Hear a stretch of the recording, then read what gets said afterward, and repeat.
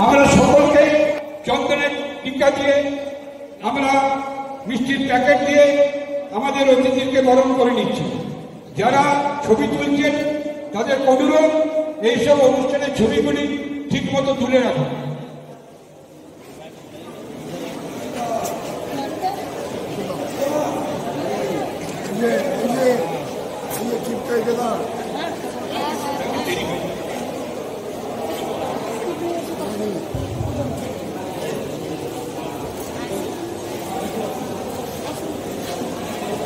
जाके बोलो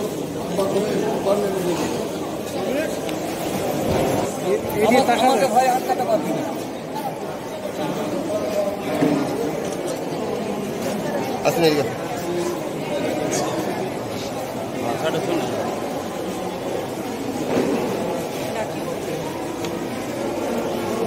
অতিথিদের বরণ পর্ব চলছে।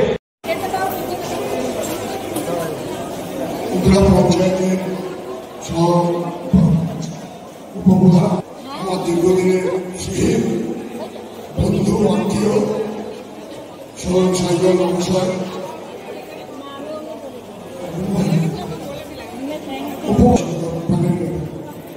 আজকে পশ্চিমবঙ্গ সরকারি যুব কল্যাণ দপ্তরের উদ্যোগে সভাপতি আমাদের শ্যামা প্রসাদ ভট্টাচার্য মহাশয় আছেন, যুগ্ম সমষ্টি উন্নয়ন আধিকারিক সিআইপি আছে। রাখিটি কবে শুরু হয়েছে আমাদের ভারতবর্ষে এই সঠিক তথ্য প্রমাণ নেই, কিন্তু রাজপুতানার পরিবারের যখন যুদ্ধে যেতেন তখনকার মেয়েরা তাদের সেই সব ভাইরা রাখি পরিয়ে যুদ্ধে বানাতেন। পরবর্তীকালে সারা ভারতবর্ষে রাখি উৎসব শুরু হয়, আর আমাদের এই বঙ্গে রাখি উৎসব শুরু হয়, তার প্রচলনটা ব্যাপক হয় 1905 সালের পর থেকে। কারণ আমি জানি লর্ড কার্জন 1905 সালে বঙ্গভঙ্গ আইন এনেছিলেন এবং বিশ্বকবি রবীন্দ্রনাথ ঠাকুর সেই প্রথম সাংবাদিকভাবে প্রতিবাদী ভূমিকা নিয়ে রাস্তায় নেমেছিলেন এবং সেই সময় তিনি 10-12টি বিখ্যাত দেশাত্মমূলক গান রচনা করেছিলেন।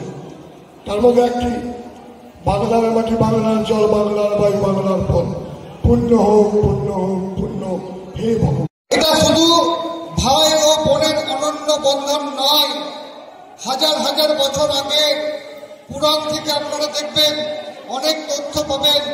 শ্রীকৃষ্ণ রুক্মিণী তাকে রাখি পরিয়েছিলেন যুদ্ধে যাওয়ার আগে।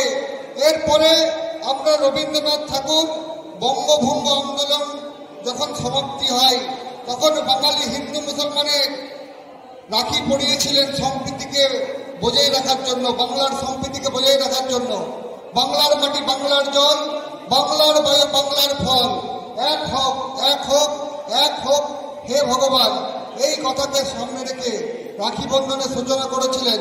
আমরা বলবো আজকের দিনে সম্প্রীতির ভীষণ প্রয়োজন। এই সম্প্রীতিকে আমরা এক রাখার জন্য রবীন্দ্রনাথের কথায় আমরা যদি বলি, নানা ভাষা নানা মত নানা পরিধান, বিবিধের মাঝে দেখো মিলন মহান। আজকে আমরা এই রাখির মাধ্যমে বাংলার মিলনকে মিলন ক্ষেত্র পরিণত করতে চলেছি। কি বলবেন? রাখি উৎসবটা তো আমাদের দেশের যাতে ভ্রাতৃত্ববোধ বোঝাই থাকে সেই জন্য আমাদের শুরু করেছিল। আমাদের সব উৎসব দেখবেন সব স্টেটে একটা একটা করে উৎসব হয়। যেমন আমাদের পশ্চিমবাংলায় দুর্গা উৎসব প্রধান, মহারাষ্ট্রে যাবেন মহারাষ্ট্রে দেখবেন গণেশ উৎসব প্রধান।